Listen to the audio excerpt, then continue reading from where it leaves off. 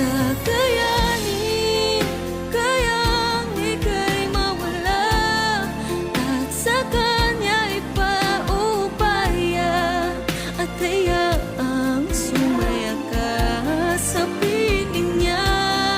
Kakayanin, kayang ika'y maiba at ang mahal